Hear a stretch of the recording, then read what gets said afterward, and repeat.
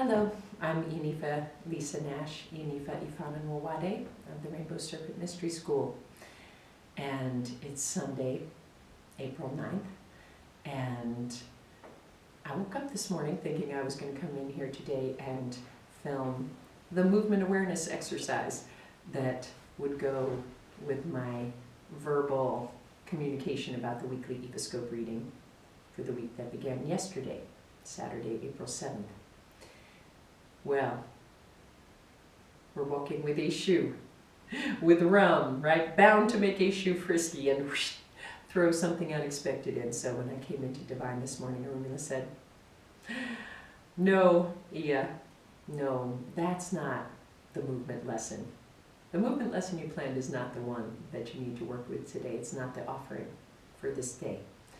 What you need to do today is actually do what you were talking about in your communication about the Ifascope. I talked about being transparent and vulnerable with one another, really needing to tell each other where we're at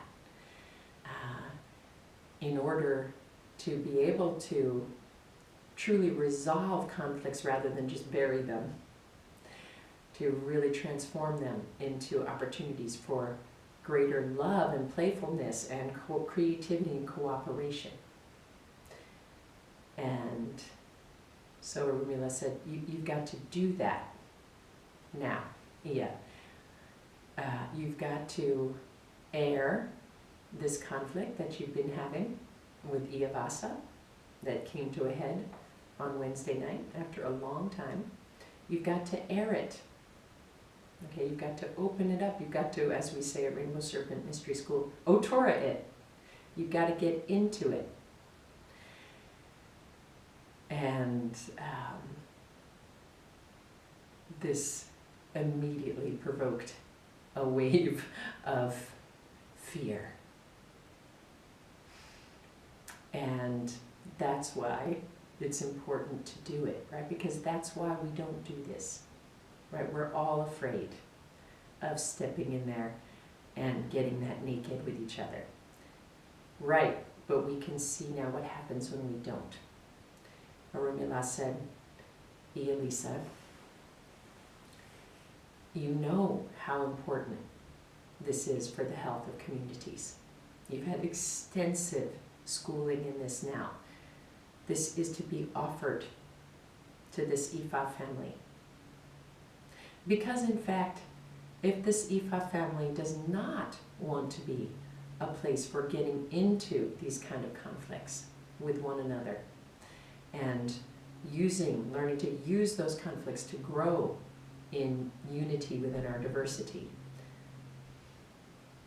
then, says Orunmila to me, says Eshu to me while I'm divining, then this is not really a family in the West African sense, okay? This is a Western approximation. It's a commercial affiliation, kind of like the Chamber of Commerce. You know, you gather together, share stories, support each other, go home, do your own businesses, healing practices, and it's all good, okay? At least, says Eshu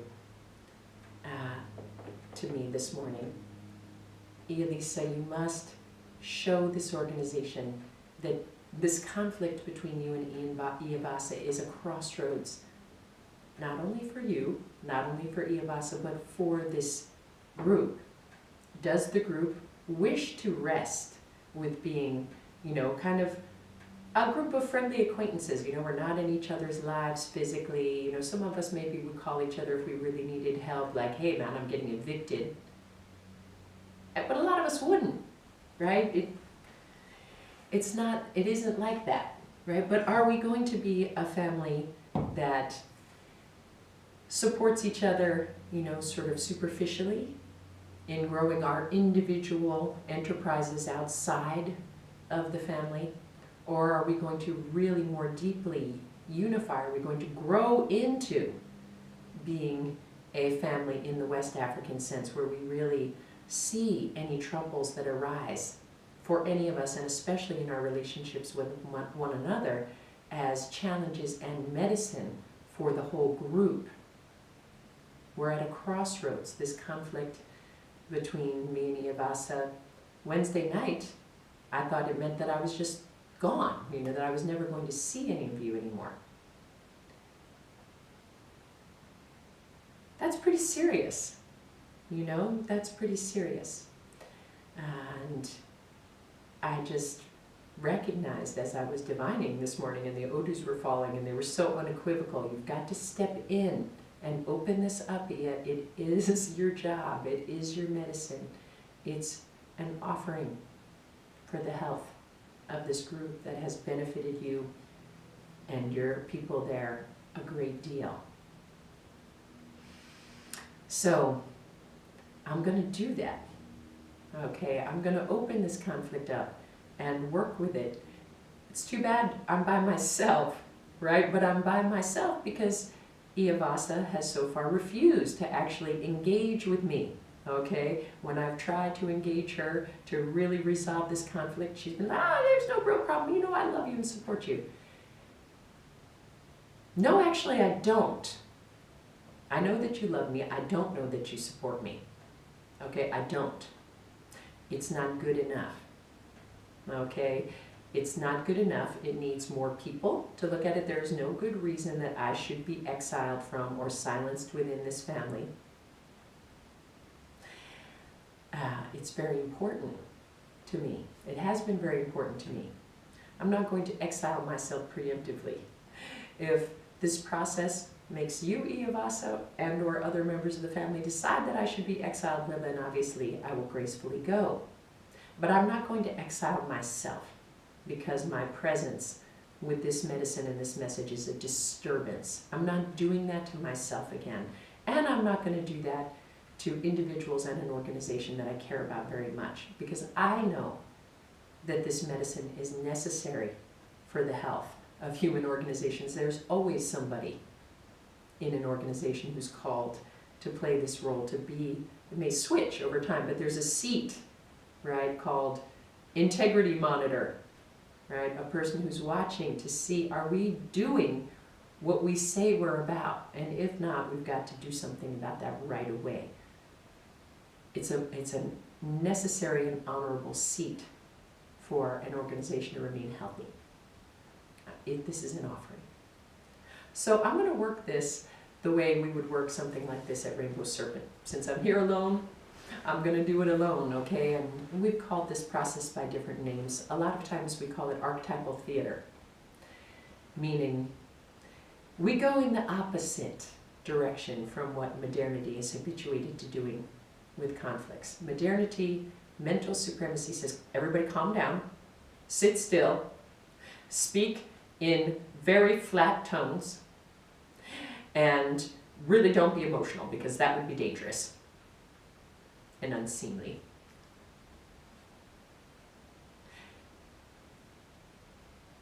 Y'all, that is so white. Okay, let's face it. That is so white. Okay? It doesn't work. If that worked, we'd all be having bliss here in the modern world. It doesn't look like that to me. So in archetypal theater, we go in the other direction. We say, okay, the wisdom of Africa says these troubles in our human relationships are not actually between us, they're spirits. They're spirits that come to trouble, to poke and prod the whole community to deeper levels of health. We're going to say yes to them. We're going to invite them in. We're going to hear them out. We're going to speak back to them. We're going to call our spiritual allies. We're going to bring emotional ashe. We're going to move in the body. We're going to bring it until this process of communion brings us to a different place where we feel differently and we can move ahead differently. That's how it's actually done in every indigenous community I've ever been in. This is not just West Africa. In my opinion, West Africa is particularly rich and graceful in this kind of community work, but I could be biased.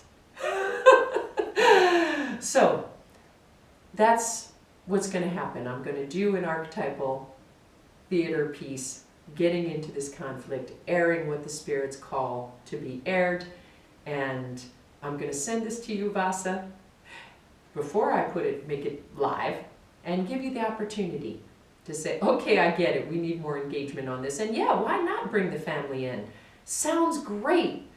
Elisa, sounds like you've done a lot of this at Rainbow Serpent. Do you have ideas about how we might make something like this work, given the constraints that we enjoy in this widely dispersed family? You want that? I'll be absolutely happy to suggest another way that this could be aired. But if you don't want to engage, I'm going to air it just as it is, because I think that kind of behavior is a danger to you and to the rest of our family. That's how I feel about it. That's what Orunmila told me to stand on, and that's where I'm standing. Ashe, ashe, ashe.